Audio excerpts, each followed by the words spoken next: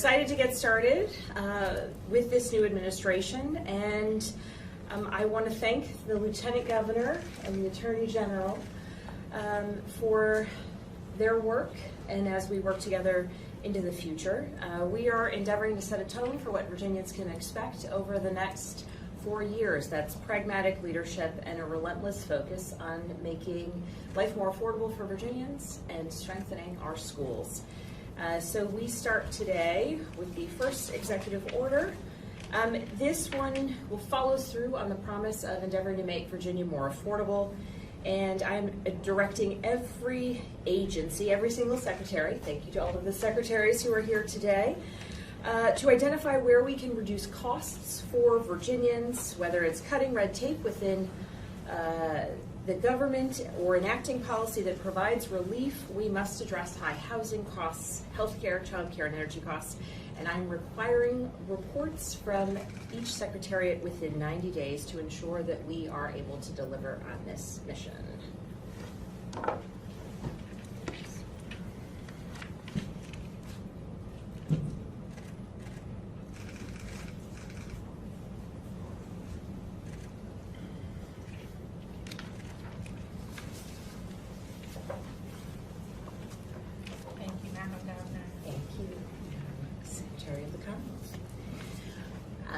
The second executive order relates to health care financing.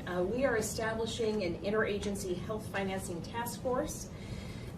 We need to respond as a Commonwealth to the crisis at hand as it relates to healthcare costs and funding cuts from the federal government. This task force will be charged with developing a strategy for health-related state agencies to maximize our use of existing federal funding, reduce any duplicative federal funding or duplicative states funding, and strengthen our long-term healthcare infrastructure.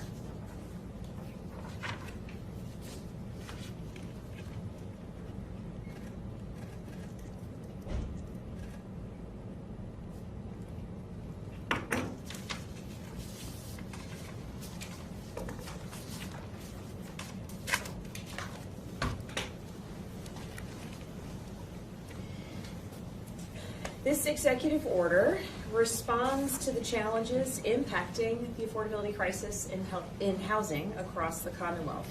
I'm directing our state agencies to review current regulations and permitting practices that may slow down housing construction. We need more homes that Virginians can afford to rent or to buy, and I am confident that we can eliminate or change some unnecessary requirements, that we can streamline approvals, and ultimately we can build more. I am creating a commission on unlocking housing production to boost this effort.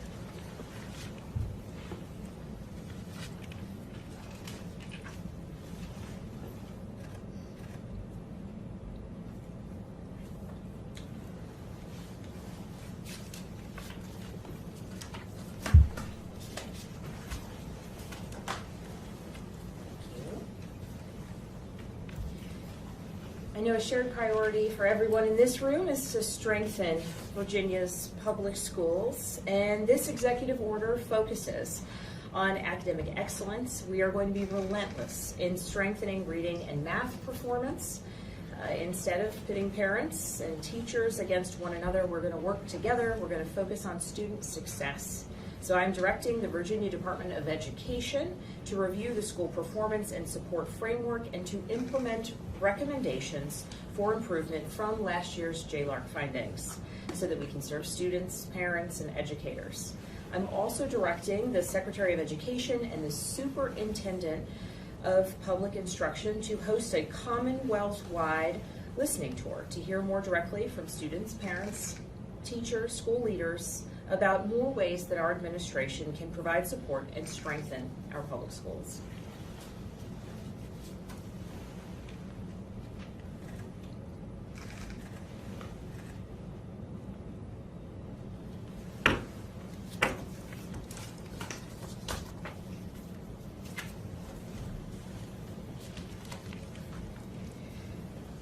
Across the Commonwealth, we have faced the real impacts of federal actions and the impacts of the chaos coming out of the federal government. Today we're not just listening to those stories, those challenges, the realities that so many Virginians and our economy are facing, but in fact we are responding. With this executive order, I am establishing the Economic Stabilization Task Force. This task force will coordinate a statewide and long overdue response to DOGE federal funding cuts, lost research dollars, reckless tariff policies, and more. We need a full assessment of the federal funds that have been cut, delayed, reduced, or potential projected impacts that we may see into the future, and we need recommendations for how we can mitigate the damage, current or future. Additionally, I will direct agencies to build out a strategy for responding to Medicaid and SNAP changes from H.R. 1 that will impact Virginians' access to these programs. And to those in the workforce who are feeling pain, we are expanding our efforts to ensure and secure job placements for displaced federal employees and contractors.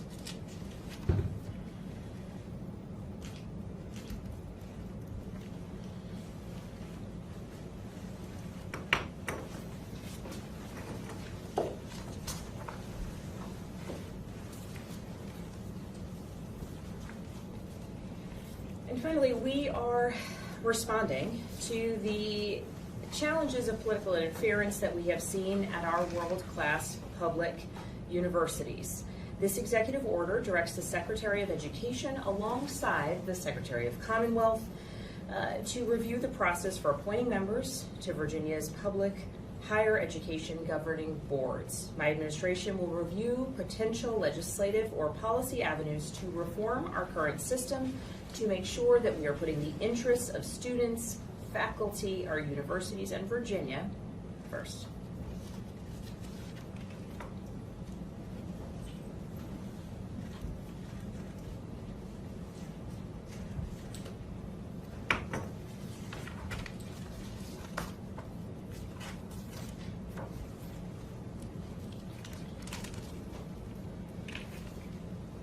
I am signing this executive order to make sure that the office of governor and our cabinet has the authority necessary to respond in a situation of crisis or emergency.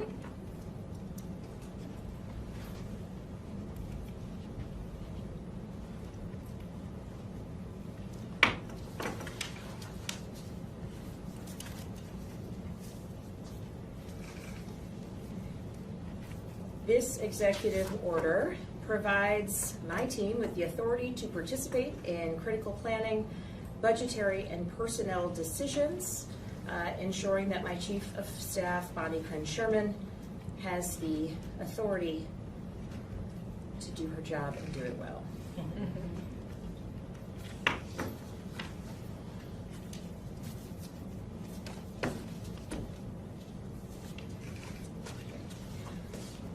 I'm signing this executive order to make sure that we are prohibiting discrimination across all facets of state government.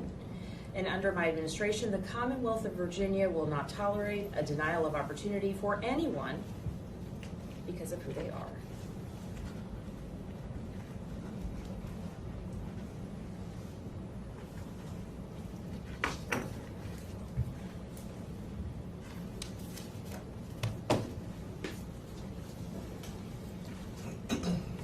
And this executive order rescinds executive order number 47. State and local law enforcement should not be required to divert their limited resources to enforce federal civil immigration laws.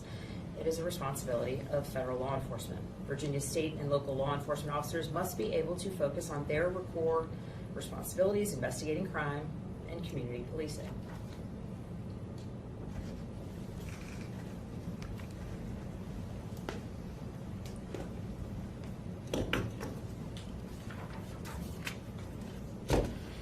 These executive orders represent just the beginning, first steps that we are taking to make a more affordable Virginia, a safer Virginia, and one focused on ensuring that the future of all of our kids is bright.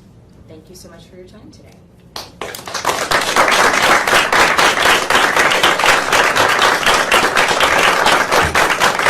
Thank you so much. All prep went out that way. Thank you so much, folks. I appreciate it.